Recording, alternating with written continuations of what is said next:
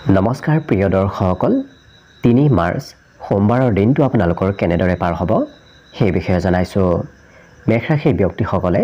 আনক দেখুৱাবলৈ খৰচ কিছু কৰিব লাগিব বৃষ ৰাশিৰ ব্যক্তিসকলৰ যাত্ৰাৰ পৰা লাভৰ পূৰ্ণ সম্ভাৱনা আছে মিথুন ৰাশিৰ অকণমান খৰচ কৰিবলগীয়া হ'ব পাৰে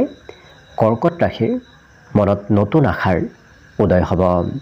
সিংহ ৰাশিৰ ক্ষমতা দক্ষতাবোৰ বৃদ্ধি পাব লগতে কন্যা ৰাশিৰ ঘৰত সম্পৰ্কীয় ব্যক্তিৰ আগমনৰ সম্ভাৱনা আছে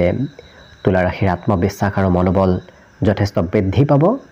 বৃশ্চিক ৰাশিৰ স্বাস্থ্যত সবলতা বাঢ়িব ধনু ৰাশিৰ নিমন্ত্ৰণ প্ৰাপ্তিৰ যোগ দেখা পোৱা গৈছে মকৰ ৰাশিৰ পৰিশ্ৰম অকণমান বৃদ্ধি পাব কুম্ভ ৰাশিৰ ব্যৱসায় বাণিজ্যৰ বাবে দিনটো অতি শুভ আৰু শেষত মীন ৰাশিৰ চিন্তা আজি দিনটো দূৰ হ'ব ধন্যবাদ